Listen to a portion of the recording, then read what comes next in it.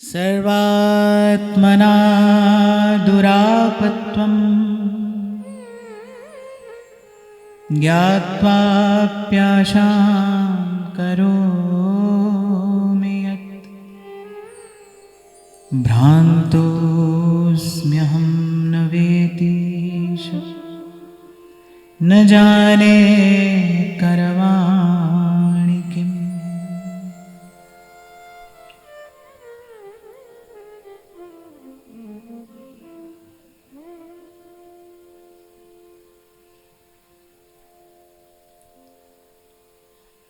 यहाँ कहते हैं, हे नाथ, आप सर्व प्रकार से दुर्लभ हैं। अनेक अनेक बार भिन्न भिन्न प्रसंग उपस्थित होने पर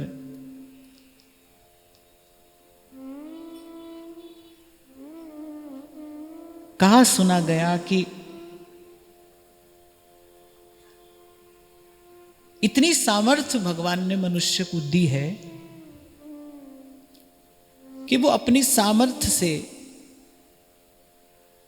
संसार की रचना करने जैसा, लगभग जैसा दुरूह कार्य भी कर सकता है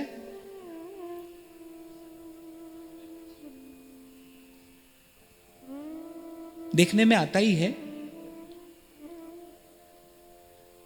कि मनुष्य को प्रभु ने इतनी सामर्थ्य दी है कि वो कुछ भी रच सकता है, कुछ भी नष्ट कर सकता है। देख रहे हैं आज विज्ञान का युग है, बहुत तकनीकी उन्नति हुई है। मरुस्थल में मनुष्य ने उद्यान बना दिया है और बस एक क्षण में एक बटन दबाते ही देश का देश नष्ट हो जाए, ऐसे भयंकर अस्त्र शस्त्र भी मनुष्य ने बना लिए हैं। तो मेरा कहने का तात्पर्य यह है कि मनुष्य अपने पुरुषार्थ से, अपनी योग्यता से बहुत कुछ पा सकता है, बहुत कुछ पा सकता है, लगभग सभी कुछ पा सकता है। पर अगर कुछ मनुष्य को अपने प्रयास से, अपनी शक्ति से अप्राप्य है, दुर्लभ नहीं अप्राप्य है, तो वो क्या है? ये जो भगवत विषयक जो इच्छा है ना, भजन की जो लालसा है, ये अप्राप्य है। महत जनों का संग दुर्लभ है। संत कह रहे हैं ना, धन दारा सुत लक्ष्मी तो पापी के भी हुए, पर संत समागम हरि कथा तुलसी दुर्लभ दो। ये दो दुर्लभ है।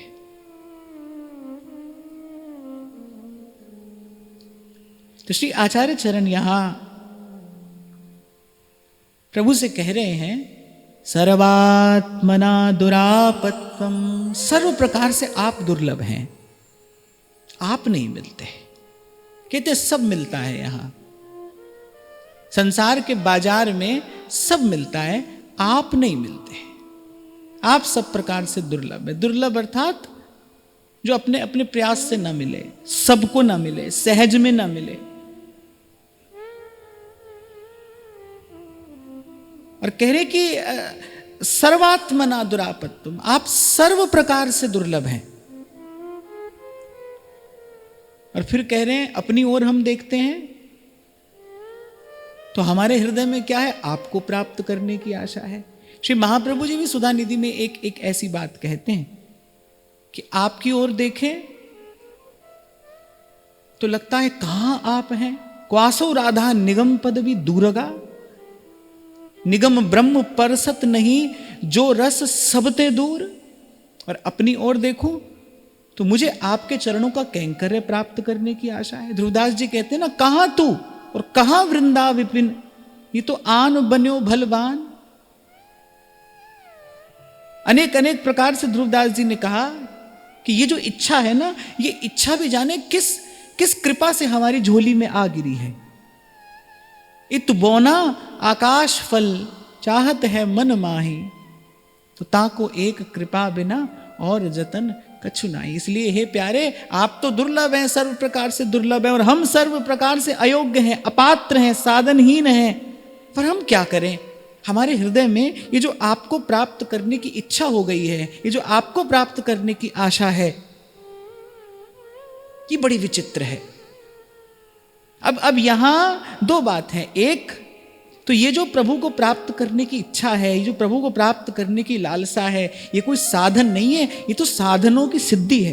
अनेक अनेक जन्म का साधन करने के बाद फिर कहीं हृदय में प्रभु को प्राप्त करने की इच्छा जगती है, प्रभु को प्राप्त करने की लालसा होती है। बहुनाम जन्म नामन्ते ज्ञानवान माम प्रपद्यते। बहुनाम जन्म नामन्ते। तो कहते हैं हम तो भ्रांत हैं, माने समझ नहीं आ रहा कि करें क्या। आपकी ओर देखते हैं, कहां आप हैं? शेष महेश दिनेश गणेश और दिन रैन रटे पे ध्यान न पावे। आरंभ में ही महाप्रभु कह रहे हैं, यो ब्रह्म रुद्र शुक नारद भीष्म मुख्यैरालक्षितो न सहसा पुरुषस्य तस्य। उस दिन में मैं आपको निवेदन कर रहा था, कैसी है ब्रह्मा जी की भक्ति। महाप्रभु कह रहे हैं ना, यो ब्रह्म रुद्र शुक नारद भीष्म मुख्यैर।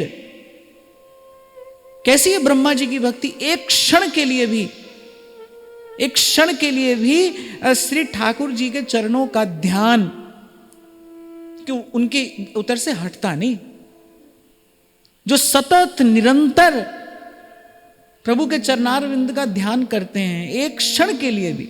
ऐसा श्रीमद् भागवत में वर्णन आता है, ब्रह्मा जी कैसे हैं, उनकी मति कैसी है, उनकी भक्ति कैसी है, उनकी प्रीति कैसी है प्रभु के चरणों में। एक क्षण के लिए भी वो प्रभु के चरणों का ध्यान नहीं छोड़ते। हमें देखो, हमें एक क्षण के लिए भी ध्यान होता ही बड़ी कठिनाई से है, और ब्रह्मा जी कैसे हैं, वो एक क्षण के लिए भी ध्यान छोड़ते नहीं है। और महादेव का तो कहना क्या, उनके जैसा तो भजनानंदी और है ही कौन। वो तो करते ही केवल भजन है। ब्रह्मा जी तो फिर भी चलो सृष्टि रचना के कार्य आदि में लगे रहते हैं, तो महादेव तो करते ही केवल भजन है।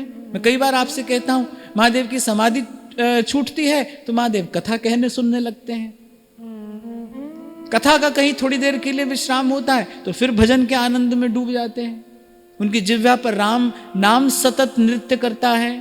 उनके हृदय में ब्रजराज नंदनंदन गोपीजन वल्लभ की लीलाओं का विलास उच्छलित होता रहता है, और उनकी आत्मा में सदा श्री प्रिया जी के चरणारविंद स्थित रहते हैं। और शुक नारद भीष्म मुख्यैरालक्षितो न सहसा पुरुषस्य तस्य। बोले ऐसे भागवतों को भी, ऐसे भक्तों को भी जो सहसा लक्षित नहीं होते, सहसा दिखाई नहीं पड़ते। और कहां हम हैं? सर्व प्रकार से साधनहीन तो चलो हैं ही, पर हमारा तो मन भी कैसा है, विषय वासना में लिप्त पड़ा है, मैला कुचैला हमारा मन है। पर ये बड़ी अद्भुत महिमा हमने सत्संग की देख ली, ये बड़ी अद्भुत महिमा हमने संतों की देख ली, कि उन संतों के संग की कृपा से, सत्संग की कृपा से हमारे मन में आपको प्राप्त करने की इस इच्छा का उदय हो गया है। और आपको प्राप्त करने की इच्छा कितनी समर्थ है कि आपको प्राप्त करने की जो इच्छा है, आपको प्राप्त करने की जो कामना है, वो अन्य सब कामनाओं को नष्ट कर देती है। वो अन्य सब कामनाओं का नाश कर देने में समर्थ है। एक एक करके तो भाई अब अपने भीतर की कौन कौन सी कामनाओं को चुन चुन कर हटाओगे। और कामना तो ऐसी है, एक पूरी होती है उससे पहले वो दूसरी को जन्म दे देती है। कामना तो ऐसी है ना, एक पूरी होती है उससे पहले दूसरी कामना का जन्म हो जाता है। विवाह हुआ है तो कामना हुई संतान हो। अब संतान के होते ही, संतान जैसे ही जन्म लेगी फिर उसके साथ अनेक अनेक कामनाएं जन्म लेंगी। वस्तुतः संतान का जन्म नहीं होता है, संसार की अनेक अनेक वासनाओं का जन्म होता है, संसार की अनेक अनेक कामनाओं का जन्म होता है, संसार के बंधन का जन्म होता है। अगर आप आध्यात्म की दृष्टि से देखें, विवेक युक्त दृष्टि से देखें, तो संतान जन्म नहीं लेती है, बंधन जन्म लेता है। मोह पाश को दृढ़ करने वाला कारण जन्म लेता है।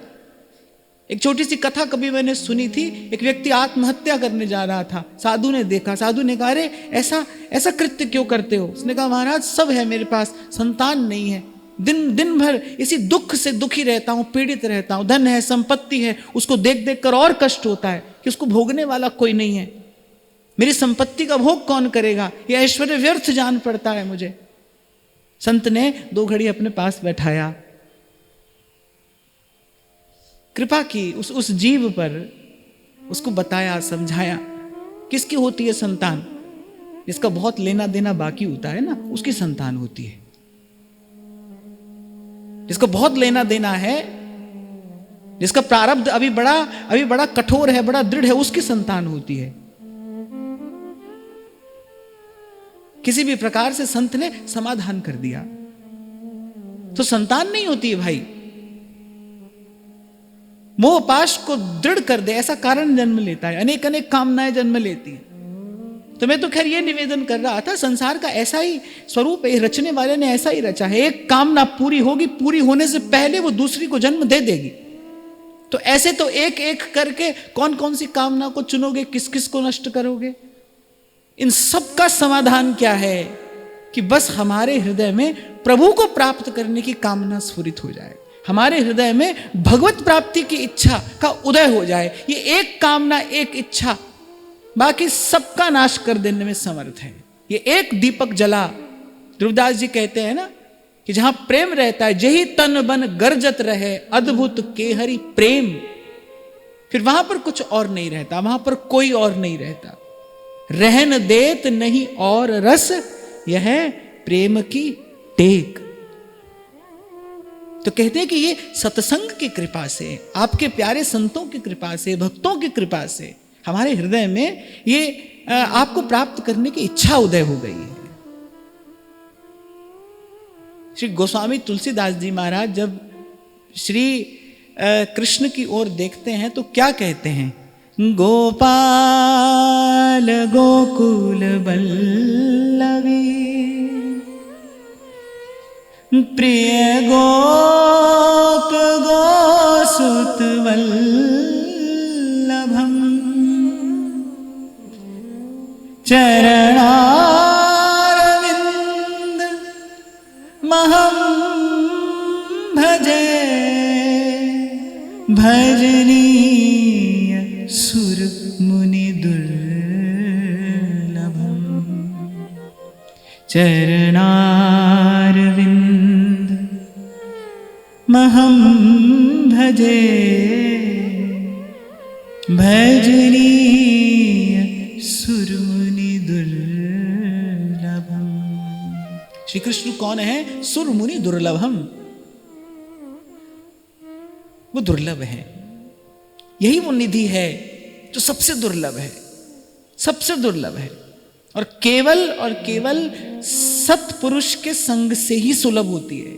इसको प्राप्त करने का और कोई साधन नहीं है। तो कहते हैं प्रभु आपकी ओर देखते हैं तो आप तो सर्वतोभावेन दुर्लभ हैं। इसीलिए प्रथम में ही आचार्य चरण ने कहा कि हे प्रभु, अगर आप हमसे कुछ अपेक्षा करोगे, यदि आप कभी ये नियम बना दोगे कि जीव कुछ योग्य होगा तो मैं उसको प्राप्त होऊंगा, फिर तो किसी जीव को कभी किसी काल में किसी विधि आपकी प्राप्ति नहीं हो सकती, नहीं हो सकती। इसीलिए अनेक बार मैंने आपको निवेदन किया भाई कि कभी भूल से भी अपने मन में ये भाव ना आए कि मैं भजन करता हूं। प्रभु की कृपा कराती है, मैं नहीं करता। ये जो मैं है, जिसको आप मैं कहते हैं, ये भजन नहीं कर सकता। सर्वम कुर्वन्ति भगवंतम न भजन्ति। सब कर सकता है। जहां से मैंने आज आरंभ किया, नया संसार बसा लेगा, एक संसार को नष्ट कर देगा, ये सब तो कर सकता है। तभी गोस्वामी जी कहते हैं, गुरु बिन भानिधि तराई न कोई, जो बिरंची शंकर सम होई। बिरंची माने ब्रह्मा, जो सर्जक है, जो सृजन करते हैं, शंकर जो नष्ट करते हैं, फिर बना भी लेगा, बिगाड़ भी लेगा, लेकिन इस संसार से पार नहीं जा सकता, रहेगा संसार में। इसलिए मैंने कहा इस एक इच्छा के उदय हुए बिना इच्छा का समूल नाश नहीं होगा। और इस एक इच्छा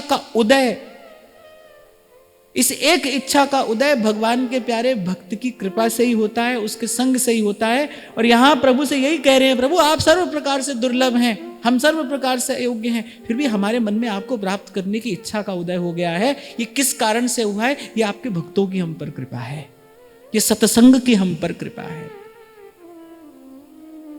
बड़ा बड़ा सुंदर सूत्र हमारे हाथ में आता है इस भाव का चिंतन करने के बाद। सत्संग का प्रसाद क्या है?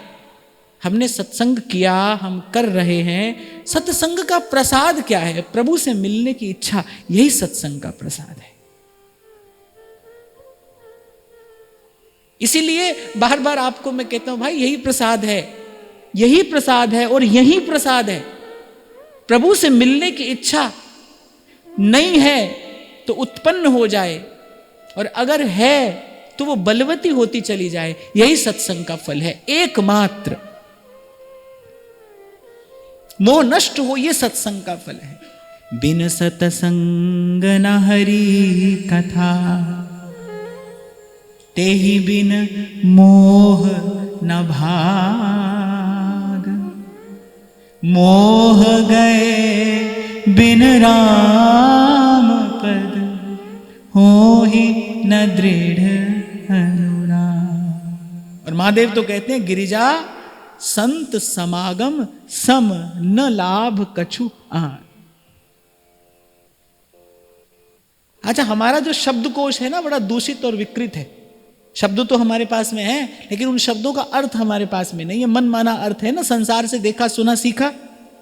हमारे शब्दकोश में शब्दों का वही अर्थ है। प्रेम कहते हैं तो मन कहीं और जाता है, लाभ कहते हैं तो कहां जाता है मन? लाभ कहते ही व्यक्ति के मन में क्या आता है?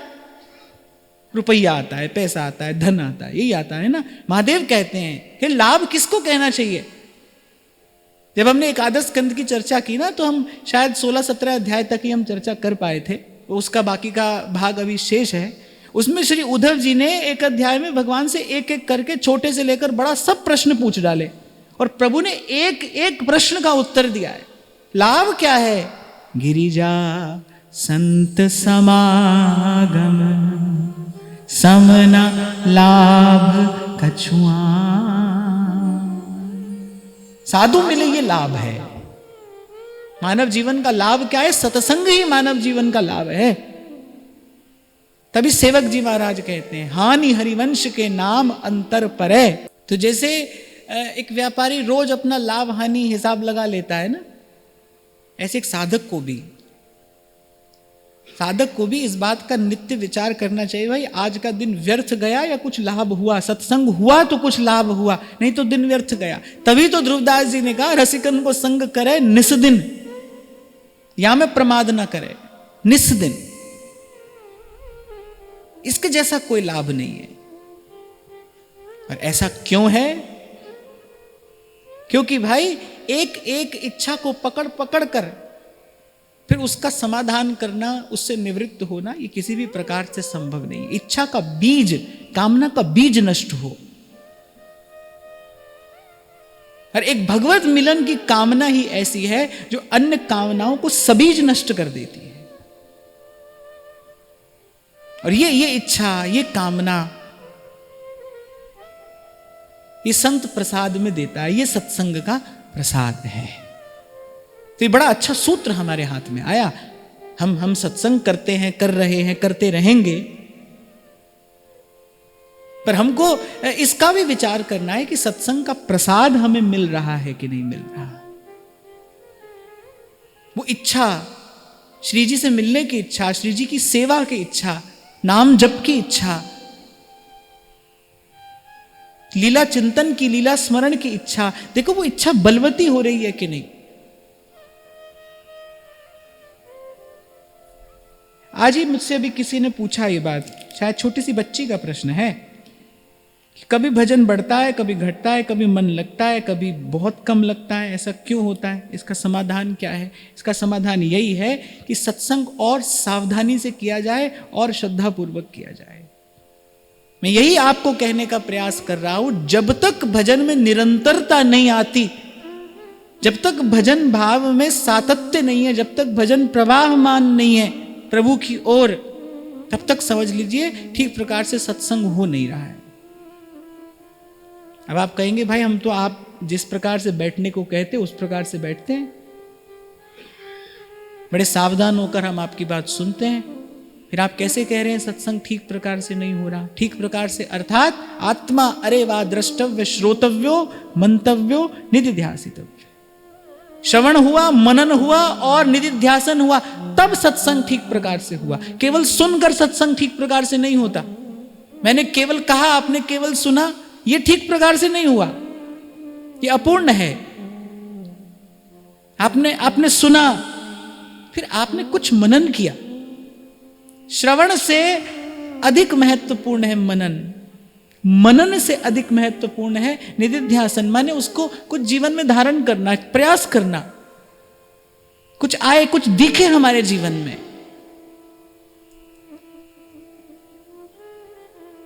यह है सत्संग ठीक प्रकार से होना। तो जब सत्संग ठीक प्रकार से होगा, मैं बड़ा सरल करके आपको कह रहा हूं भाई, सत्संग ठीक प्रकार से होगा तो ही भजन ठीक प्रकार से होगा। सत्संग ठीक से नहीं हुआ तो फिर भजन भी ठीक से नहीं होगा। क्यों? बिन सतसंग न हरि कथा, ते ही बिन मोह न भाई पहली सीढ़ी सही प्रकार से चढ़ोगे तो ही तो दूसरी पर पहुंचोगे। प्रथम भक्ति संतन करी संगा, तो ठीक प्रकार से करिए ना, केवल सुनना नहीं। श्रोतव्यो मंतव्यो निधिध्यासितव्य। आप बहुत अच्छे प्रकार से सुनते हैं, आप यहां पर बैठकर बहुत अच्छे प्रकार से सुनते हैं, पर इससे आगे भी दो पग और हैं जहां पर आपको जाना है, थोड़ा मनन और थोड़ा निधिध्यासन। तो खैर यहां पर कह रहे हैं कि प्रभु कि इसमें भी आपके भक्तों की कृपा ही हेतु है, इसमें भी संतों की, आपके निज जनों की, भगवदीयों की कृपा ही हेतु है कि हम जैसे अस्मदादि विषय वासना ग्रस्त जीवों के हृदय में आपसे मिलन की, आपकी सेवा की, आपके कैंकर्य की इच्छा का उदय हुआ है। श्रुतिर्यत्प्राह गोपीश साधन प्राप्यतां त्वयि, तन्मे न खेद हेतुर्यत् साधनं नास्ति मेऽन्वपि। हे गोपीजन वल्लभ, श्रुतियां भी साधन से आपकी प्राप्ति नहीं बताती हैं। वेदों की जो श्रुतियां हैं वो भी बताती हैं कि आप साधन से प्राप्त नहीं होते। प्रमाण है, नायमात्मा प्रवचनेन लभ्यो न मेधया न बहुना श्रुतेन यमेवैष वृणुते तेन लभ्य। कि वो जो है प्रवचनेन लभ्यो न प्रवचनेन लभ्यो। हमसे बड़ी भूल होती है, हमको लगता है जो यहां से बहुत अच्छी बात बनाकर बोल रहा है ना, वो अनुभवी भी है, वो जानता भी है, पर ऐसा होता नहीं। सब समय ऐसा नहीं होता। मैं आपको एक बात निवेदन करूं और आप इसको ठीक प्रकार से समझना। यहां से बड़े सुंदर सुंदर शब्दों का प्रयोग करके और किसी बात को बहुत अच्छी प्रकार से कह देना, ये एक कला भी हो सकती है, होती है। ये एक कला भी हो सकती है, होती है। ज्योतिष में आपको इसका संकेत मिलता है कि अमुक अमुक ग्रह यदि अमुक अमुक स्थान पर होगा तो व्यक्ति बहुत बड़ा वक्ता होगा। वो जिस भी विषय का वाचन करेगा वो बहुत सुंदर वाचन करेगा, बड़ा प्रभावशाली होगा। ये एक प्रकार की प्रतिभा है। मैं तो आपको ये कहता हूं, आप केवल इस बात पर मत जाइए कि यहां से कितनी बड़ी बड़ी बातें कही जा रही हैं। आप इस बात पर मत जाइए कि यहां से कितने बड़े बड़े भारी भरकम शब्दों का प्रयोग किया जा रहा है। ये सब वाग विलास भी हो सकता है। ये देखिए कि ये सब सुन के छोटा सा भी परिवर्तन जीवन में आ रहा है कि नहीं आ रहा। कल जैसा संसार में मन लगता था, आज कुछ संसार से अरुचि हुई है कि नहीं हुई है। कल जैसा भजन में मन लगता था, आज उससे कहीं थोड़ा अधिक मन लग रहा है कि नहीं लग रहा है। क्षमा करना, मैंने एक दो उदाहरण जीवन में ऐसे देखे, ऐसे संत जो बड़ी सीधी बड़ी सरल सी बात कहते हैं, लेकिन उनकी बात में ऐसा प्रभाव होता है कि वो बात सीधे हृदय में जाती है और उनके शब्द जीवन में कुछ चमत्कार दिखा देते हैं। बड़े सीधे सरल शब्दों में बड़ी थोड़ी सी बात वो संत कहते हैं। फिर एक और हमारे जैसे लोग हैं, बड़ी बड़ी बातें और बहुत लच्छेदार बातें, गाना बजाना, ये सब मिलाकर आपको हम सुनाते हैं। अब पता नहीं परिवर्तन जीवन में आता है कि नहीं आता। तो मैं केवल आपको इतना कह रहा हूं कि इस बात पर बहुत अधिक मत जाइए कि कैसे कहा जा रहा है। कि देखिए कि उससे जीवन में कुछ परिवर्तन आ रहा है, उन शब्दों में कुछ प्रभाव है, उन शब्दों में कहीं आचरण का बल है। यदि है तब तो वो सत्संग है, तब तो उसका कुछ लाभ है, अन्यथा नहीं। तो नायमात्मा प्रवचनेन लभ्यो, पहली बात ही उपनिषद यही कह रहे हैं, भाई प्रवचन करने वाले को मिलेगा ऐसा कोई आवश्यक नहीं है। सबसे पहले उन्होंने हमारा ही कान पकड़ा है। नायमात्मा प्रवचनेन लभ्यो न मेधया। फिर कहते कोई बहुत बुद्धिमान हो, बड़ा प्रतिभाशाली हो, जैसे बड़े बड़े वैज्ञानिक होते हैं, कैसी अद्भुत उनकी प्रतिभा होती है। पर ऐसी अद्भुत बुद्धि, ऐसी अद्भुत प्रतिभा क्या तत्व की प्राप्ति भी करा सकती है? बोले ये कोई आवश्यक नहीं है। न मेधया, और फिर कह रहे हैं न बहुना श्रुतेन। फिर अब आपकी बारी आती है, जो बहुत सुनते हैं, खूब दिन भर सुनते हैं, क्या उनको मिलेगा? कोई आवश्यक नहीं है। फिर कह रहे हैं न कहने वाले को मिलेगा, न सुनने वाले को मिलेगा, और न मेधया अर्थात न समझने वाले को मिलेगा। फिर मिलेगा किसको? यमेवैष वृणुते, जिसका वो वर्ण करेगा, जिसको वो चुनेगा, या जिसको उसने चुन लिया है। अभी 2-3 दिन पहले महाराज जी मैं यहीं से जाते हुए 10 मिनट प्रणाम करने गया, यहाँ जगत गुरु श्री रामभद्राचार्य जी महाराज की कथा हो रही थी, तो वो इसी विषय पर बोल रहे थे। बड़ा सुंदर अर्थ उन्होंने इस भाव का दिया कि यमेवैष वृणुते तेन लभ्य, जिसको उसने चुन लिया है उसकी कृपा से मिलेगा। तभी हमारे महाप्रभु जी कहते हैं कि श्याम श्यामा पद कमल संगी सिर नायो, यह जिय जान। श्री महाप्रभु ने जो जो कहा है ना, वो सब वेदों का, उपनिषदों का सार है, सार का भी सार है। अंतिम बात निकाल कर महाप्रभु जी ने आपके मेरे हाथ में दी, भैया सकहीं तो सब परपंच तज और कृष्ण कृष्ण गोविंद कहे। देव ऋषि व्यास शुकदास निज कहत सब, क्यों ना बिन कष्ट रस सिंधु को पीजिए। तो यहां कहते हैं कि श्रुतियां बताती हैं कि आप साधन से प्राप्त नहीं होते, और बोले हम ये सुन के बड़े प्रसन्न हो रहे हैं। किसी ने कहा आप क्यों प्रसन्न हो रहे हैं? बोले क्योंकि हम में साधन है ही नहीं, हमें साधन है ही नहीं, हमें कुछ साधन करने की योग्यता है ही नहीं। कल इसी बात पर हमने चर्चा को विराम दिया था ना, कि जब वो कह रहे हैं कि वो दैन्य हम में है, लेकिन ये भजन जन्य दैन्य नहीं है, ये अभाव जन्य दैन्य है। ये साधन का जो अभाव है ना, ये अभाव जन्य दैन्य है कि हमें कोई साधन है भी नहीं और करने की योग्यता भी नहीं। ना मैंने कुछ है किया और ना कछु करने योग, और केवल भक्ति ही है जो इस वस्तु स्थिति का परिचय कराती है, इस वस्तु स्थिति का दर्शन कराती है। ज्ञान के मार्ग पर चलने वाला तो ब्रह्म हो ही जाता है। जो ज्ञान के मार्ग पर चलता है वो तो अहम ब्रह्मास्मि में जाकर पहुंच ही जाता है। अब पता नहीं उसको वहां मिलता क्या होगा। अहम ब्रह्मास्मि करने वाले को क्या मिलता होगा, ये तो करने वाला जाने। मैं तो उस दिन भी आपसे कह रहा था ना भाई, जो आनंद प्रभु को लाड़ लड़ाने में है, दुलराने में है, प्रभु का गुण गाने में है, प्रभु का दर्शन करने में है। आप सोचो, आप सुबह उठ के अपने श्री जी का श्रृंगार करते हो, फिर प्रेम से श्रृंगार करने के बाद उनको निहारने में जो आनंद है, वो आंख बंद करके सोहम सोहम शिवोहम शिवोहम करने में हो सकता है? हो ही नहीं सकता है, असंभव है। तभी तो ध्रुवदास जी करिए, तैसे ही कठिन है ज्ञान पथ निबटत बिरला कोय। और ते ही साधन की को फल यह है मुक्ति जीव की होए। रविदास जी ने कहा पहले तो बहुत कठिन मार्ग है, रूखा सूखा सा, और चल भी ले तो अंत में मिलता क्या है, ते ही साधन को फल यह है मुक्ति जीव की होए। फिर यहां ये जो भक्ति है ये तो प्रतिक्षण वर्धमान आनंद है, और वस्तु स्थिति से परिचय भक्ति कराती है कि भाई जीव योग्य नहीं है।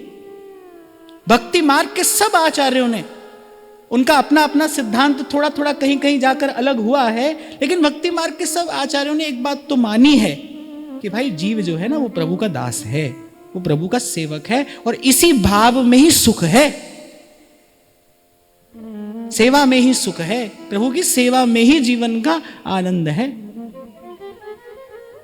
मैं आपको बता रहा हूं ना, उस दिन कथा में गया तो एक और बड़ी अच्छी बात उन्होंने वहां पर बताई, बड़ा आनंद हुआ सुनकर। वो कह रहे थे कि एक दिन हम एक भजन सुन रहे थे, अब मुझे इस समय वो ठीक से सब याद तो नहीं है, पर उसका अर्थ क्या था कि हे भगवान, मूर्ति में भी तुम हो, फूलों में भी तुम हो, अब मैं तुमको तुम पर चढ़ाऊं कैसे।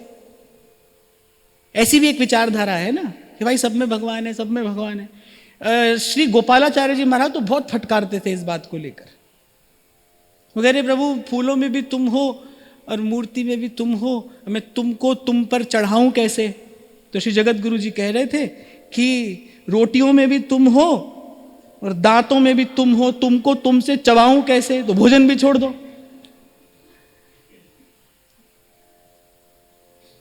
तो बोले फिर तुम भोजन भी छोड़ दो, क्योंकि रोटियों में भी तुम हो, अन्न तो ब्रह्म है ही, और व्यापक हो तो फिर दांतों में भी तुम हो, तो तुमको तुमसे चबाऊं कैसे, तो भोजन भी छोड़ो।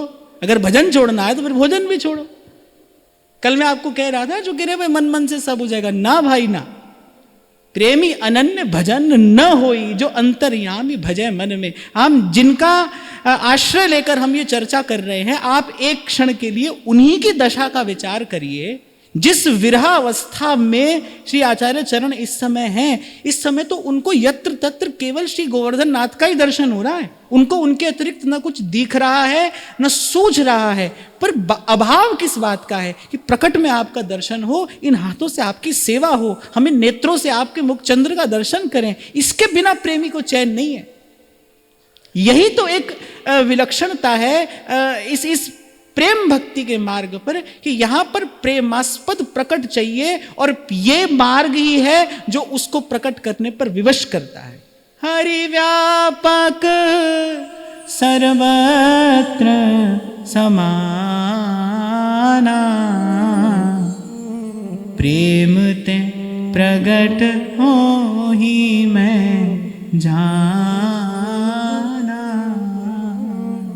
अगर ये न हो भक्तों के हृदय में, ये जो व्याकुलता है दर्शन करने की, सेवा करने की, ये न हो, फिर भगवान को प्रकट होने की आवश्यकता क्या है। कोई रावण कंस को मारने के लिए थोड़ी भगवान को आना पड़ता है। विप्रधेनु सुर संत हित लीन मनुज अवतार। संतों के हित के लिए आते हैं भगवान। हित माने प्रेम।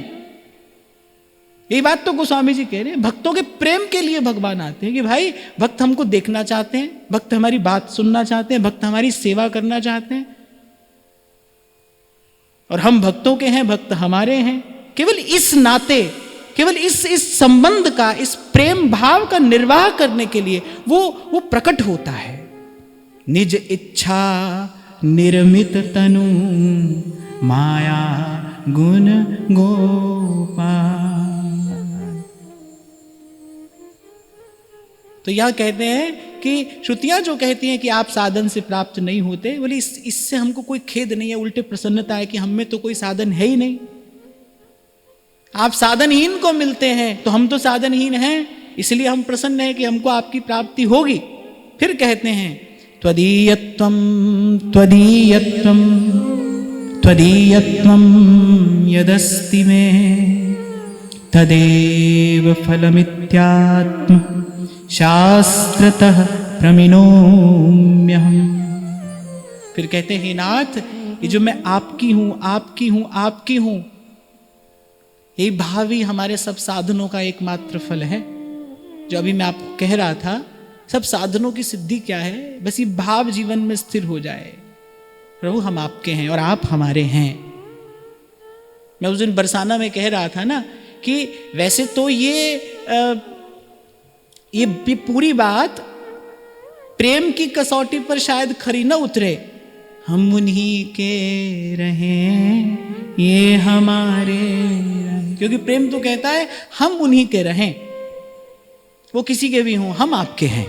किसी भी काल में, किसी भी स्थिति में, आप रुष्ट हो, पुष्ट हो, तुष्ट हो, आप हमको मारें, तारे, आप हमको निकट रखें, दूर रखें, किसी भी स्थिति में, किसी भी काल में प्रभु, पर हम आपके हैं, हम आपके, हमारे आप ही हैं, आप ही जीवन धन है, आप ही जीवन है, आप ही सर्वस्व हैं, आप ही प्राण हैं, आप ही प्राणनाथ हैं, आप ही साधन हैं, आप ही हमारी सिद्धि है, हम आपके हैं।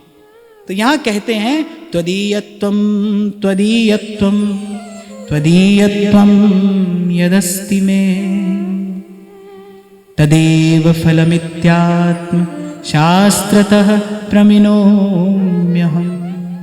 तो किसी ने पूछा भाई कैसे कह रहे हो कि आप उनके हो? बोले शास्त्र प्रमाण देता है, भगवान ने कहा है ममैवांशो जीवलोके जीवभूतः सनातन। भगवान ने हमसे अपना संबंध स्वीकार किया है ना भगवत गीता में। भगवान ने अपना संबंध हमसे स्वीकार किया है। भगवान ने कहा ममैवांशो जीवलोके जीवभूतः सनातन। ये मेरा अंश है, मेरा अंश होने से मेरा है। भाई भूले भगवान नहीं है, भूले तो हम हैं। और कल आपको स्मरण हो तो मैंने कहा था सारे प्रपंच के मूल में केवल एक बात है, भगवत विस्मृति। सारे प्रपंच के मूल में केवल एक यही कारण है, भगवत विस्मृति। और भगवत विस्मृति के मूल में क्या है? भगवत विस्मृति के मूल में क्या है? क्यों भूले हैं हमें भगवान? बताइए।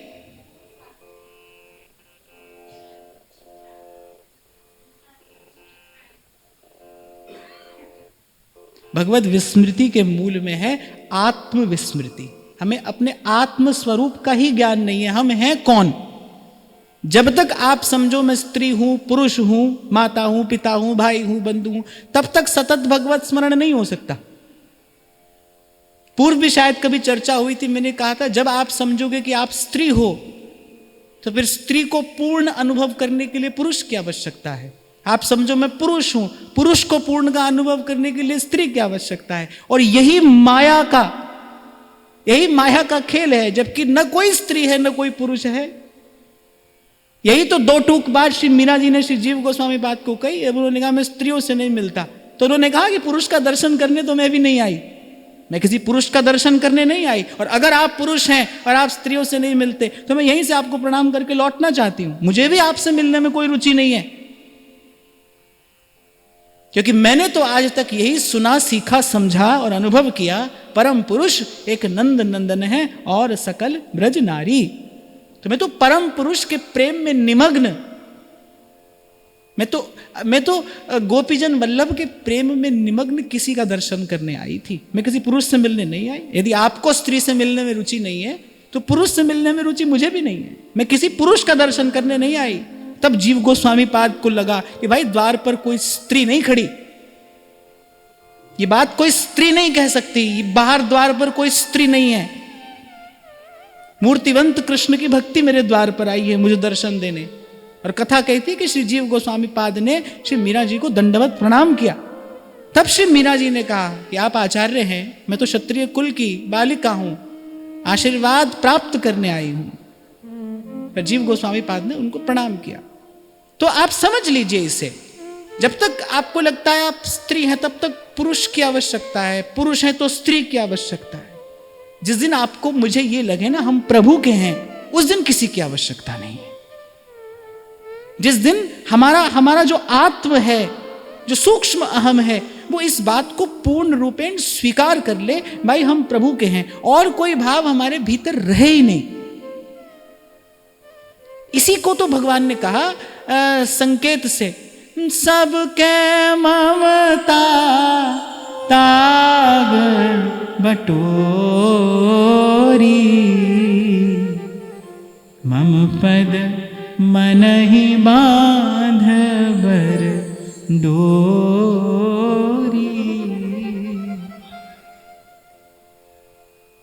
तो यहां प्रभु से कह रहे, प्रभु अब हमसे पीछा तो आप छुड़ा नहीं सकते, शास्त्र भी प्रमाण दे रहे हम आपके ही हैं, आपके ही हैं, आपके ही हैं, आपने ही ये कहा है हम आपके हैं, इसलिए हे नाथ अब विलंब मत करिए। ये सारी वार्ता किस लिए हो रही है कि प्रभु विलंब मत करिए, कि विलंब हमें सह्य नहीं है। आप कहते हैं कुछ दिन पश्चात, वो कुछ दिनों का जो अंतराय है ना, वो हमें सह्य नहीं है। हम आपके हैं ही, आप हमारे हैं ही, हम ये जानते हैं। यदि आप हमारे नहीं होते, आपसे हमारा अपनापन नहीं होता, आत्मीयता नहीं होती, तो ये सब वार्ता का प्रयोजन ही क्या था। अपने मन की बात किसी अपने से ही तो कही जाती है। ये जो हम अपने हृदय की पीड़ा निवेदन करने आए हैं, आपको अपना जान मानकर ही तो निवेदन करने आए हैं। पर प्रभु ये जो कुछ दिनों का, कुछ काल का अंतराय है ना, ये हमें सह्य नहीं है। और ये जो असह्य होना है अंतराय का, यही प्रेम का लक्षण है। प्रेम को ये सह्य नहीं है। प्रेमी को तो प्रेमास्पद चाहिए, उससे कम में उसका काम नहीं चलता। अरे जिस मार्ग पर आप और मैं चल रहे हैं अपने आचार्य की कृपा से, वहां सारा खेल इसी बात का ही तो है। जब सेवक जी कहते हैं जो भज देखो यशोदा को नंदन, सो विश्व दिखाए दियो तन में। अब यशोदा मैया को कोई कम सुख थोड़ी मिला है, मिल रहा है। ठाकुर जी तो पूर्ण सुख प्रदान कर रहे हैं। पर यहां रसिक कह रहे हैं कि वो एक क्षण का भी जो अंतराय होता है ना, वो अंतराय हमें सही नहीं है। और इससे भी आगे बढ़कर कहते हैं कि वो जो गोपियों के मध्य से आप थोड़ी देर के लिए छिप गए ना, उतना अंतराय भी हमें सही नहीं है। हमें तो हमारे श्याम श्यामा सदा सतत अनवरत निरंतर हमारे सन्मुख चाहिए, जिससे भोर से सांझ और सांझ से भोर हम उनकी सेवा कर सकें। सखी चहु और फिरे चकडोर सी, सेवा को चाव बढ़ो मन माई। सेवा तो प्रकट की होगी ना, प्रकट नहीं हो तो सेवा कैसे होगी। कल यही तो मैं आपको कह रहा था, ये जो घर घर में भक्तों के आराध्य देव विराजमान हैं, ये किस लिए? क्योंकि सेवा के बिना भक्त नहीं रह सकता, सेवा के बिना प्रेमी नहीं रह सकता। यदि सेवा के बिना रहता है तो माने अभी उसने प्रेम का फल नहीं चखा है, वो पूर्व की किसी भूमिका में है। अगर सेवा के बिना आप रह जाते हैं तो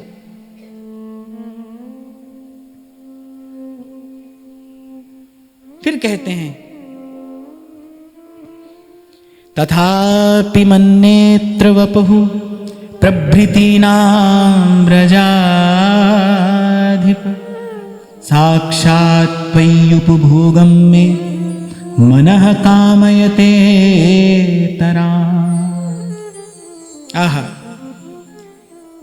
हे ब्रज के अधिप, हम नेत्र, शरीर इत्यादि सर्वांग से आपका उपभोग करने की कामना करते हैं। बहुत समय पहले एक संत के मुख से मैंने भक्त की ये व्याख्या सुनी थी। भक्त कौन? जो भगवान का उपभोग करता है, आंख से दर्शन कर रहा है। कई बार आपको मैं कहता हूं ना, जो आप श्रृंगार करते हो, आपने सुंदर पोशाक बनवाई, सुंदर आभूषणों से अपने प्रियालाल को सजाया। अब उनको तो खबर नहीं हमारी सेवा से सुख है कि नहीं, पर उनके दर्शन से हमको तो सुख है ना।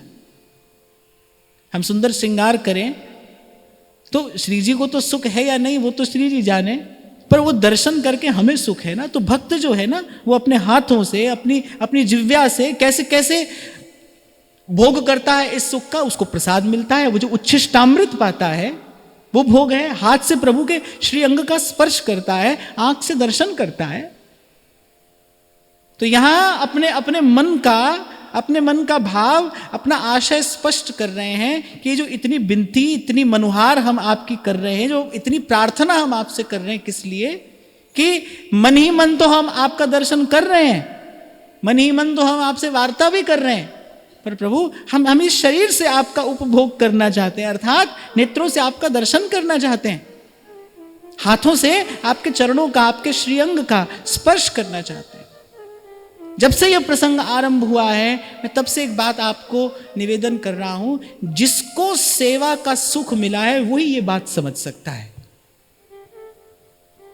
जिसको सेवा का सुख मिला है, सावधान होकर सुनना, जो सेवा कर रहा है, मैं उसकी बात नहीं कर रहा, जिसको सेवा का सुख मिला है वो ये समझता है कि ये सारी वार्ता हो ही क्यों रही है, इसका प्रयोजन क्या है।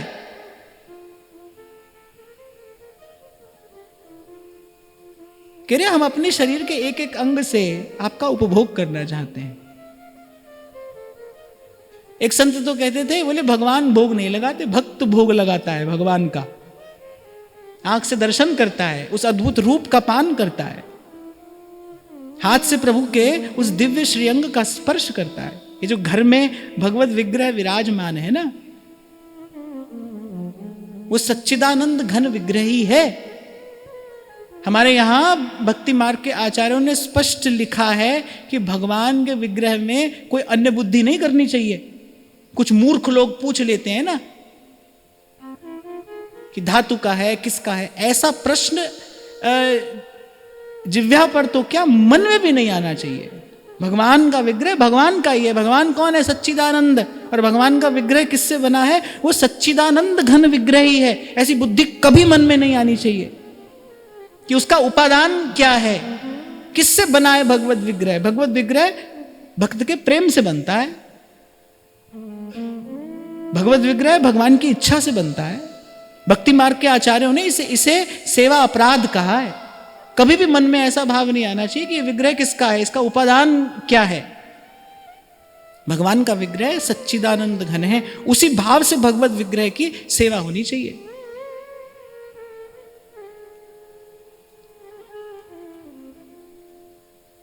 फिर कहते हैं, त्वदंतरंग भक्तांग्रि पद्मदास्यं ब्रजेश्वरं त्वदीयतायाः फलमित्यहं मन्येन चेतरत्। और फिर कहते हैं कि हे नाथ, आपकी भक्ति का भी अगर कोई परम फल है ना, तो बस यही है कि आपके जो अंतरंग भक्त हैं उनकी सेवा, उनका दास्य प्राप्त हो जाए। प्रेम के, भक्ति के पथ पर चलता कोई भी विश्राम अगर कहीं पाएगा तो वो यहीं पाएगा। यह जिए जान श्याम श्यामापद कमल संगी सिरना। उस दिन हम चर्चा कर रहे थे ना कि जब ये घटना घटी तो महाप्रभु जी के सामने कौन बैठा है? महाप्रभु जी के सामने 4 वेद, 6 शास्त्र, 18 पुराण, षडंग वेद का ज्ञाता कोई महापुरुष बैठा है। और देखो कितनी सी देर में ये एक घड़ी, आधी घड़ी और आदि में भी आद, इतनी सी देर में श्री महाप्रभु जी ने व्यास जी के पूछे अनपूछे सब प्रश्नों का उत्तर देके व्यास जी का समाधान ही नहीं, व्यास जी को संतुष्ट कर दिया। ऐसे मानने वाले नहीं थे व्यास जी। व्यास जी ऐसे मानने वाले नहीं थे। व्यास जी तो तैयारी करके आए थे। व्यास जी को तो लगा था कि 2-4-6 महीने का शास्त्रार्थ करेंगे, तभी तो इतनी पोथी उठा कर लाए। अब मैं तो कभी कभी सोचता भी हूं कि व्यास जी ने सारी पोथी जमुना जी में डाली। अब उस समय तो पोथी भाई छपती नहीं होंगी, है ना। वो जो जितनी पोथियां होंगी वो सब हस्तलिखित ग्रंथ ही तो होंगे। कितने परिश्रम से व्यास जी ने वो सब संचय किया होगा। और एक विद्वान के लिए तो भाई जो उसकी पुस्तक और उसके ग्रंथ हैं वही सर्वस्व है। तो 5 बैलगाड़ी वो पोथियों की भर के व्यास जी लाए। और जैसे ही श्री महाप्रभु जी की कृपा हुई और मिटे व्यास के संश, व्यास जी स्वयं ही कह रहे हैं, जब रसिकन कृपा करी तब पाए हरिवंश, और जब हरिवंश कृपा करी मिटे व्यास के संश। जैसे ही महाप्रभु जी की कृपा हुई, व्यास जी दौड़कर सबसे पहला काम यही करने गए, सारी पोथी जमुना जी में डाल रहे हैं। मेरे जैसे किसी व्यक्ति ने कहा, बोले चलो हमारे काम आ जाए, जमुना जी में क्यों डाल रहे हो? व्यास जी ने कहा, भैया हमारा ही काम बिगड़ा इनके कारण, आज तक इन्होंने हमारा ही काम बिगाड़े रखा, किसी का क्या बनाएंगे। तो व्यास जी कोई साधारण महापुरुष नहीं थे भाई। लोकोत्तर प्रतिभा व्यास जी की। और कितना बड़ा आश्चर्य कि एक आधी घड़ी के सत्संग में महाप्रभु जी ने व्यास जी का सब समाधान कर दिया। व्यास जी के तन मन प्राण तुष्ट पुष्ट हो गए। जैसे कबीर नाचे ना, कहत कबीर सुनो भाई साधो, मन का संशय भागा। वही बात व्यास जी ने कही कि जब हरिवंश कृपा करी, मिटे व्यास के संतृप्ति हो गई। यल्लब्धवापमान अमृतो भवति, सिद्धो भवति, तृप्तो भवति। भक्ति सूत्र कहता है कुछ ऐसा है जिसको प्राप्त करने के बाद ही तृप्ति है। यल्लब्धवा पुमान सिद्धो भवति, अमृतो भवति, तृप्तो भवति, यज्ञात्वा मत्तो भवति, स्तब्धो भवति, आत्मारामो भवति, यत् प्राप्य न किंचित वांछति, न शोचति, न द्वेष्टि, न रमते, नोत्साही भवति। ऐसी स्थिति व्यास जी की हो गई। वो मिल गया।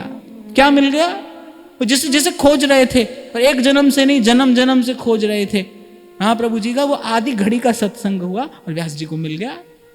वो उत्तर नहीं था। महाप्रभु जी ने उस उत्तर के माध्यम से व्यास जी को दिखा दिया वस्तु क्या है, कहां है, कैसे प्राप्त होती है।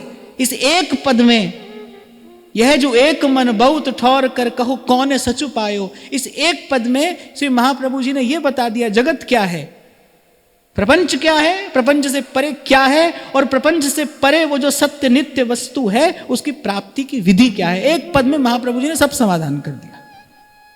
एक भी प्रश्न व्यास जी ने नहीं पूछा। एक भी प्रश्न पूछा तो बस ये पूछा कि ये आपने चूल्हा ठंडा क्यों कर दिया।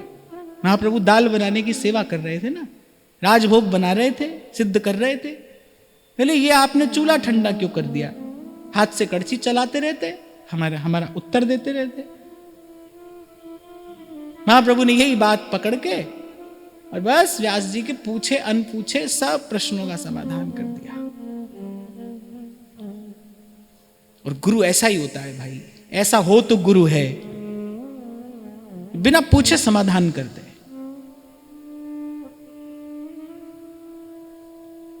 ऐसी क्लास नहीं लगाता है गुरु, हाँ तुम पूछो मैं तुम्हें बताता हूं। ऐसे शिक्षक अध्यापक भी होते हैं, वो ऐसे विद्यार्थी बैठते हैं, हाँ भाई अपना अपना प्रश्न पूछो, वो पूछते जाते हैं, वो बताते जाते हैं। वो शिक्षक अध्यापक हैं। पर गुरु कौन है? जो पूछना ना पड़े, वो बिना पूछे समाधान कर दे। मैं तो बहुत बार इस घटना का एकांत में बैठकर चिंतन करता हूं। मुझे खूब आनंद आता है जब मैं देखता हूं भाई कैसे व्यास जी थे और कैसे महाप्रभु जी ने एक क्षण में व्यास जी के भीतर का दीप जला दिया। कितने सहज सरल शब्दों में महाप्रभु जी ने सब समाधान कर दिया। कोई बड़ा भारी भरकम शास्त्रार्थ नहीं हुआ, कोई शास्त्र चर्चा नहीं हुई, कुछ भी नहीं। और बस व्यास जी के मन का संशय भागा। ये गुरु की महिमा है। खैर हम तो यहां चर्चा कर रहे हैं कि श्री आचार्य चरण यहां ये कह रहे हैं कि तदंतरंग भक्तांग्री पद्मदास्यम ब्रजेश्वरम। भक्ति का भी अगर कोई फल है, आपका होने का यदि कोई फल है, सब साधनों का फल क्या है? साधन सिद्धि राम पग नेहू। सब साधनों की सिद्धि यह है कि कोई आपका हो जाए। आपका होने का फल क्या है? आपका होने का फल यही है कि आपके भक्तों के, आपके जो निज जन हैं, आपके जो अंतरंग जन हैं, उनके चरणों का दास्य मिल जाए, उनके चरणों का कैंकर्य, उनके चरणों की सेवा। यहां श्री गोसाई जी कह रहे हैं यही हम जानते हैं, इसके अतिरिक्त और कुछ नहीं। श्रीमद् भागवत में यत्र तत्र इसी सिद्धांत की प्रतिष्ठा हुई है। भगवान की भक्ति सब साधनों का फल है। और भगवान की भक्ति का अगर कोई फल है, प्रभु का होने का अगर कोई फल है, प्रभु जिस पर कृपा करते हैं उसे यदि कुछ देते हैं, तो अपने भक्तों की और संतों की सेवा ही देते हैं। व्यास जी गाते हैं, जिनके दरस परस हरि पाए। गाइए। जिनके दरस परस हरि पाए, उघरे भाग हमारे भावत हरि प्यारे के प्यारे, भावत हरि प्यारे के प्यारे। मेरे हृदय में भक्ति की बेल अब सुफला होने जा रही है। इसका लक्षण क्या है? भगवान के भक्तों में, भगवान के प्यारे संतों में सहज प्रीति, संत प्यारे लगे, भक्त प्यारे लगे। जिनके दरस परस हरि पाए, जिनके दरस परस हरि पाए, जिनके दरस परस हरि पाए, जिनके दरस परस हरि पाए, उघरे भाग हमारे, भावत हरि प्यारे के प्यारे, भावत हरि प्यारे के प्यारे, भावत हरि प्यारे के प्यारे। भावत हरि प्यारे के प्यारे, दूर भय दुख दोष हृदय के, कपट कपाट उघारे। दूर भय दुख दोष हृदय के, कपट कपाट उघारे। भवसागर बूढ़त हमसे, भवसागर बूढ़त हमसे, अपराधी बहुत उबारे। भावत हरि प्यारे के प्यारे, भावत हरि प्यारे के प्यारे, भावत हरि प्यारे के प्यारे। भावत हरि प्यारे के प्यारे।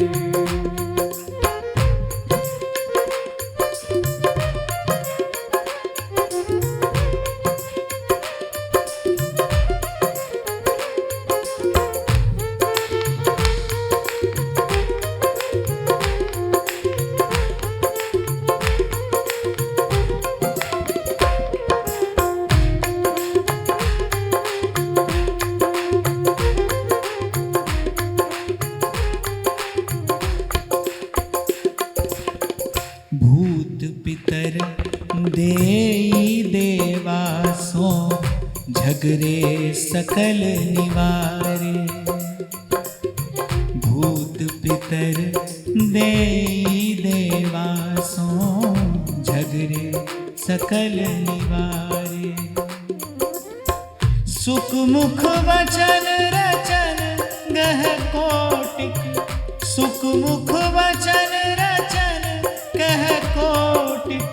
बिगड़े व्यास सुधारे, भावत हरि प्यारे के प्यारे, भावत हरि प्यारे के प्यारे, भावत हरि प्यारे के प्यारे। भावत हरि प्यारे के प्यारे। संसार में जितनी पुस्तकें ग्रंथ हैं, वो आपको सब पढ़ा सकती हैं, समझा सकती हैं, पर एक बात ऐसी है जो केवल संत ही पढ़ा सकता है, संत ही समझा सकता है, संत ही दिखा सकता है, संत ही सिखा सकता है। एक बात ऐसी है जिसका अनुभव केवल संत ही करा सकता है, और वो बात क्या है? गोविंद मेरो है, गोपाल मेरो है, गोविंद मेरो है, गोपाल मेरो है, गोविंद मेरो है, गोपाल मेरो है। गोविंद मेरो है, गोपाल मेरो है, शिवा के बिहारी नंदलाल मेरो है, शिवा के बिहारी नंदलाल मेरो है, शिवा के बिहारी नंदलाल मेरो है। शिवा के बिहारी नंदलाल मेरो है, गोविंद मेरो है, गोपाल मेरो है, गोविंद मेरो है, गोपाल मेरो है, गोविंद मेरो है, गोपाल मेरो है, गोविंद मेरो है, गोपाल मेरो है। अभी तो आपको सुन के ऐसा लग रहा है जैसे आप मेरे कहने से कह रहे हो,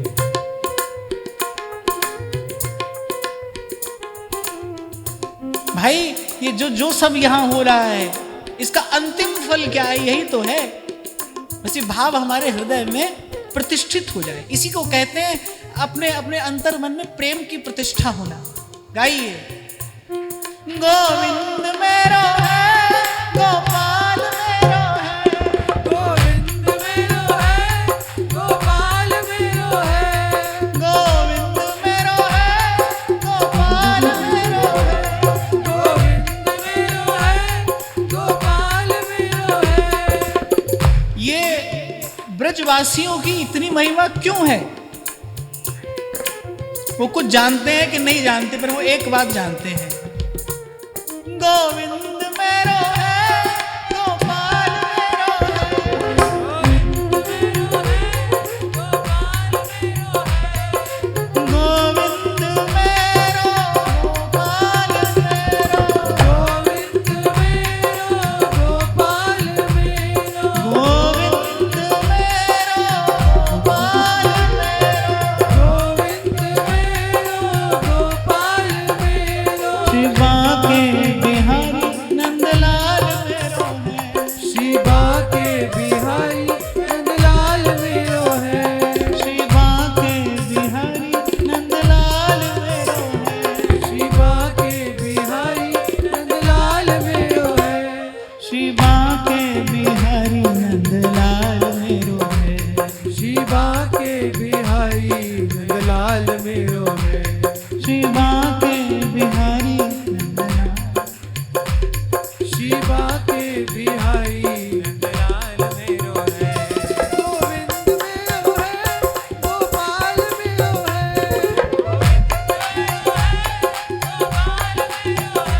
गोविंद मेरो है, गोपाल मेरो है, गोविंद मेरो,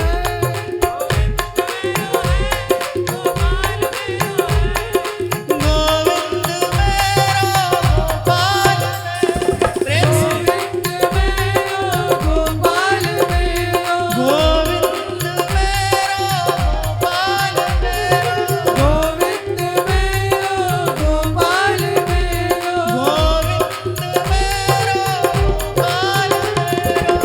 गोविंद मेरो, गोपाल मेरो, गोविंद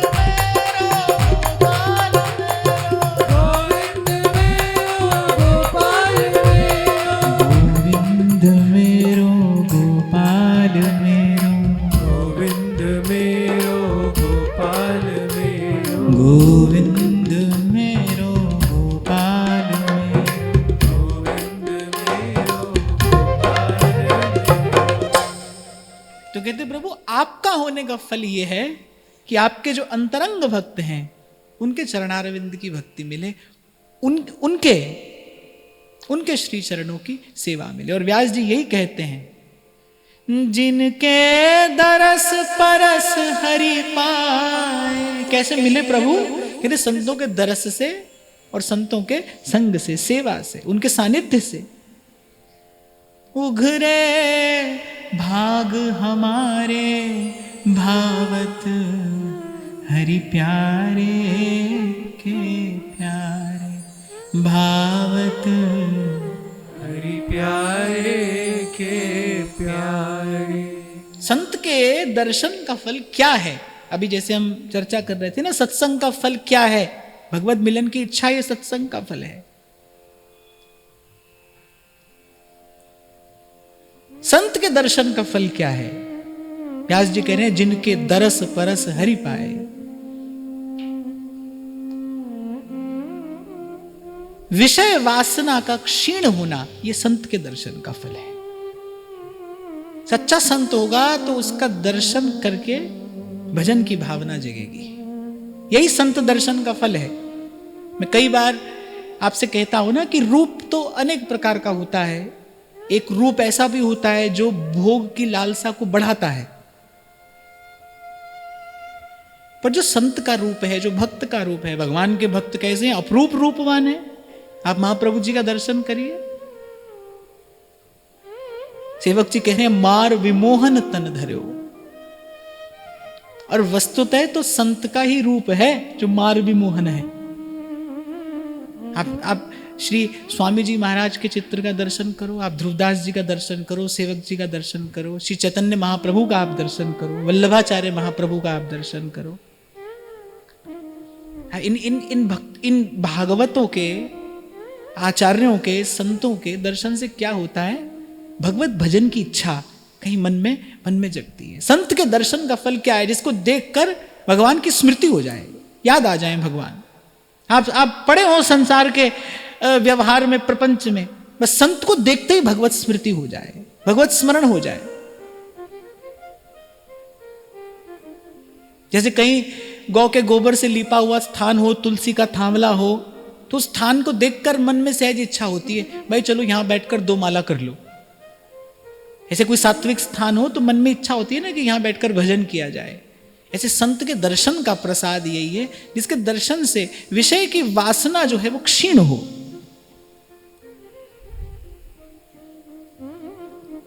भगवत भजन की इच्छा बढ़े। माने सरल शब्दों में मैं कहूं तो जिसको देखकर संसार फीका लगे, जिसको देखकर संसार से अरुचि हो, इच्छा हो कि भाई अब इनके पीछे चले, अब इनका अनुगमन करें, इनका अनुसरण करें। संत होगा तो भाई उसके दर्शन का यही फल होगा। फिर व्यास जी कहते हैं, दूर भये दुख दोष हृदय के, कपट कपाट उघारे। अरे कपट कपाट उघारे, सत्संग में आकर बैठते हैं तभी तो अपनी वस्तु स्थिति का पता चलता है ना। सत्संग दर्पण दिखाता है ना, भाई हम असल में खड़े कहां हैं, हम हैं क्या।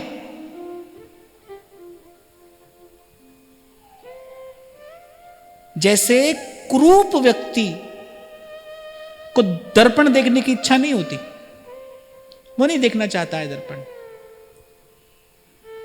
थोड़ा सा रूपवान कोई हो तो दिन में 100 बार दर्पण देखता है, बार बार जाता है, और अपना ही रूप देखकर अपने मन ही मन हर्षित होता है। लेकिन जो कुरूप होगा उसको नहीं इच्छा होगी दर्पण देखने की, वो बचेगा। ऐसे ही कपटी होगा, प्रपंची होगा, वो सत्संग से बचेगा, क्योंकि सत्संग में बैठते ही उसको अपने भीतर का, अपने अंतःकरण का दर्शन होना आरंभ हो जाएगा। सच्चे संत के पास जाकर बैठेगा तो सच्चे संत के संग में यही होगा, उसको अपने स्वरूप का दर्शन होना आरंभ हो जाएगा। और जो साधक है उसको सत्संग रुचेगा, बार बार रुचेगा, अनेक बार रुचेगा। वो सत्संग सुन सुनकर हर्षित होगा, आनंदित होगा। जो लगा है साधना में, जो अपने दोषों का मार्जन करने का प्रयास कर रहा है, अपने गुणों को सेवा में लगाने की चेष्टा कर रहा है, उसको तो सत्संग रुचेगा। वो तो कहेगा बार बार मिले, अनेक बार मिले। यहां व्यास जी कह रहे हैं जो कपट का कपाट है, जो लगा है मन मंदिर पर कौन सा कपाट लगा है? कपट का कपाट लगा है। बोले वो कपट का कपाट संत ही अपनी कृपा से खोलता है। डोंगरे जी महाराज तो कहते थे कि अपना दोष केवल सत्संगी व्यक्ति को ही दिखाई पड़ता है, किसी को नहीं दिखता है। अपना दोष केवल सत्संग का सेवन करने वाला व्यक्ति ही देख पाएगा। सत्संग का सेवन करने वाला व्यक्ति अपने दोष को दूर करने का ईमानदारी से प्रयास करेगा। भवसागर बूढ़त हमसे अपराधी बहुत उबारे, भावत हरि प्यारे के प्यारे, भावत हरि प्यारे के प्यारे। फिर व्यास जी कहते हैं, भूत पितर देवी देवासों, झगड़े सकल निवार। इन्हीं में उलझा रहता है ना जीव। भूत पितर देवी देवा, तंत्र मंत्र जादू टोना, सोमवार मंगलवार, व्रत उपवास, इसी सब में तो व्यक्ति उलझा रहता है। व्यास जी करिए सब झगड़े निवारे। संतों ने कृपा की और हमको मार्ग दिखाया सीधे सीधे हरि भजन का। मेरे सब झगड़े हमारे निपटा दिए। किन किन कांटों की बाड़ी में व्यक्ति उलझा रहता है, किन किन द्वंद्वों में व्यक्ति फंसा रहता है। कह रहे हरि प्यारे के प्यारे मिले प्रभु के प्यारे संत मिले और उन्होंने सीधे सीधे हरि के भजन का मार्ग दिखाया। कई बार व्यासपीठ से आपको निवेदन किया, आचार्य की चरण शरण मिल गई है, अब हमारे लिए सब धर्म कर्म योग ध्यान बस एक ही बात है, सीधे सीधे हरि भजिए, हरि भजिए, हरि भजिए। अमृत है हरि नाम हमारा, हमारे लिए केवल एक यही कर्तव्य है। मन क्रम वचन कहो नित टेरे, श्री हरिवंश प्राण धन मेरे। बस एक शब्द हरिवंश नाम, हरिवंश नाम बिसरे न छिन, श्री हरिवंश सहाय भल। यही हमारा कर्तव्य है, यही हमारा धर्म है। संसार में तो सुख दुख आता रहेगा, सुख हो दुख हो, अनुकूलता हो प्रतिकूलता हो। सुख है तो भी धन्यवाद के लिए नाम जप ही करना है, कीर्तन ही करना है। करेंगे तो श्री जी का कोई उत्सव करेंगे, श्री जी को लाल लड़ाएंगे, और कोई विधि हमारे लिए कर्तव्य नहीं है। उससे भक्ति में व्यभिचार का दोष आएगा। आपको लगेगा कि हम धर्म का कार्य कर रहे हैं, पुण्य का कार्य कर रहे हैं, वस्तुतः वो प्रभु से दूर ले जाएगा। आचार्य के चरणाश्रित हो जाने के बाद सदा सर्वकालेन भजनीयो ब्रजाधिपः। और फिर कोई भाग्य से यदि कृपा से श्री कृष्ण के चरणों में पहुंच गया है, फिर तो सदा सर्वकालेन भजनीयो ब्रजाधिपः। दक्ष सकल लक्षण जुत सोई, जाके पद सरोज रति होई। मैं भी स्मरण करूं और आपको भी स्मरण कराऊं ध्रुवदास जी की बात। कह रहे हैं हेम को सुमेर दान, सोने का पर्वत दान कर दीजिए, रतन अनेक दान, गज दान, अन्न दान, भूमि दान करही, मोतिन को तुला दान, मकर प्रयाग नहान, ग्रहण में काशी दान, चित्त शुद्ध धरही, सेज दान, कन्यादान, कुरुक्षेत्र गौदान, इतने में पापन को नेक हूं न हरही। आजकल तो लोगों ने अपना ही नया हिसाब बनाया है। बोले साल भर पाप करो, साल भर छल कपट करके कमाओ पैसा, मैं फिर एक आध कथा करा लेंगे, थोड़ा जाकर कहीं ऐसे कर देंगे और हिसाब बराबर हो जाएगा। फिर कहते हैं हम तो बैलेंस बनाकर रखते हैं। वो तो बाबा बुल्ले शाह कहते हैं ना, बुल्ले शाह पता तद लगसी जद चिड़ी फसी हथ बाजा। वो तो जब समय आएगा तब पता चलेगा। तो यहां कह रहे हैं कि इतने में पापन को नेक हूं न हरही। और ध्रुवदास जी की वाणी वेद वाणी के समान प्रमाणिक है, इसको किसी प्रमाण की आवश्यकता नहीं है। कह रहे ये सब करके नेक भी मन का पाप नहीं छूटता। कृष्ण केसरी को नाम एक बार लीने। आहा, क्या संतों ने भगवान नाम की महिमा गाई है, क्या भगवान का ऐश्वर्य है, क्या भगवान के नाम की शक्ति है। कह रहे कृष्ण केसरी को नाम एक बार लीने, ध्रुव पापी तिहु लोकन के छिन माही तरह, छिन माही तरह। अस प्रभु छाड़ भजई जे आना। दुदास जी कहते हैं ऐसे प्रभु जिन नहीं भजे, जिन्होंने ऐसे प्रभु का भजन नहीं किया, पशु पंछी ताको सबे मानत अपनो राय। पशु पंछियों से भी गया बीता है, वो पशुवत नहीं है, पशु से भी गया बीता है। अस प्रभु छाड़ भजही जे आना, ते नर पशु बिन पूछ समाना। मैं फिर कह रहा हूं आपको बड़े स्पष्ट शब्दों में, ताकि किसी को कोई भ्रम न रह जाए। श्री हरि के अतिरिक्त, ये श्रीमद् भागवत का भक्ति सिद्धांत है, ये सर्वोपरि धर्म है, ये भागवत धर्म है। श्री हरि के अतिरिक्त कोई भी आपकी संसार की किसी शुद्र तुच्छ कामना की पूर्ति करा सकता है, लेकिन आवागमन के दंड से कोई नहीं छुड़ा सकता, कोई भी नहीं छुड़ा सकता। केवल प्रभु और प्रभु के प्यारे संत, जिनके दरस परस हरि पाए, जिनके दरस परस हरि पाए, उघरे भाग हमारे भावत हरि प्यारे के। फिर कह रहे हैं भूत पितर देई देवासो झगड़े सकल निवारे। और मैं तो भाई जीवन में इसका अनुभव कर चुका। बस जिस दिन से श्री महाप्रभु जी के चरण मिले, हम भी इसे कहां कहां उलझे थे। ये व्रत, ये अनुष्ठान, ये विधि, ये निषेध, ये मंत्र, ये जप और जाने क्या क्या। पर जिस दिन से श्री महाप्रभु जी के चरण शरण मिले, उस दिन से, उस दिन के बाद बस ये एक भाव जीवन में रहा, बढ़ता रहा और धीरे धीरे परिपक्व हो रहा है। हम इन्हीं के रहे, ये हमारे।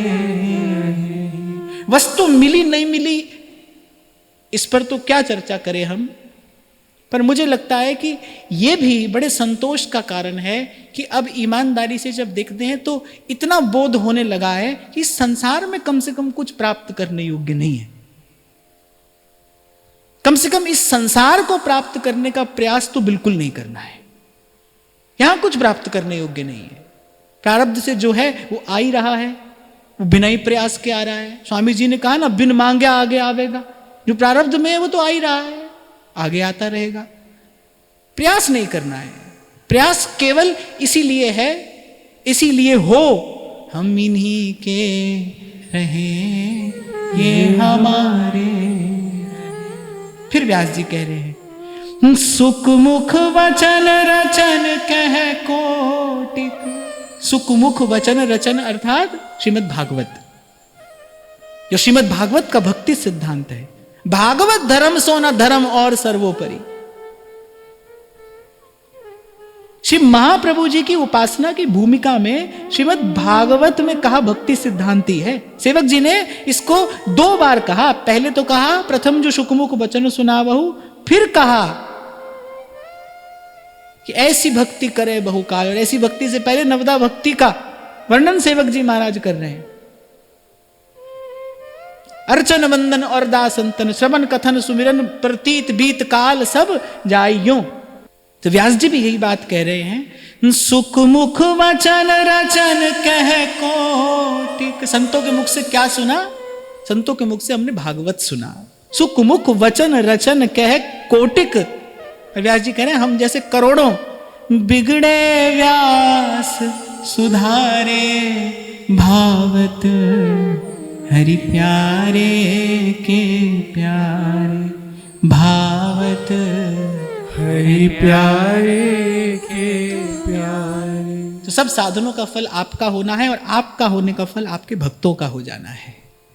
यदुक्तम तात चरणैः श्री कृष्ण शरणं मम तत एवास्ति नैश्चित्यम ऐहिके पारलौकिके।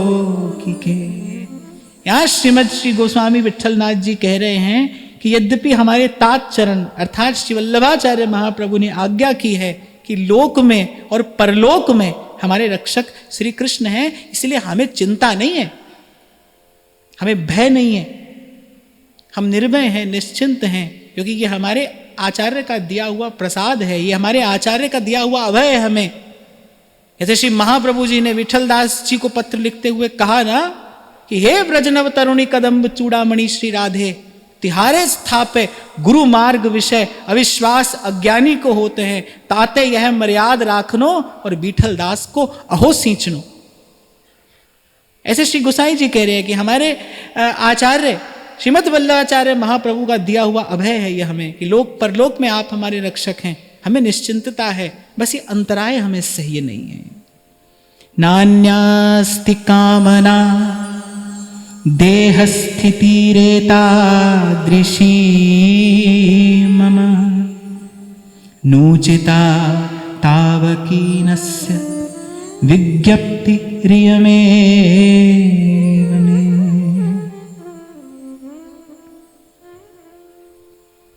और फिर अंत में कहते प्रभु प्रार्थना यही है कि जैसी इच्छा हमारे मन में आपके श्रीमुख चंद्र के दर्शन की है, वैसी कोई और इच्छा नहीं है, वैसी कोई और कामना नहीं है। अर्थात हमारे मन में एक ही इच्छा है और तीव्रतम इच्छा है, प्रबलतम इच्छा है। इस इच्छा ने अन्य सब इच्छाओं को निरस्त कर दिया है, निस्तेज कर दिया है। एक ही इच्छा है, आपके श्रीमुख का दर्शन हो।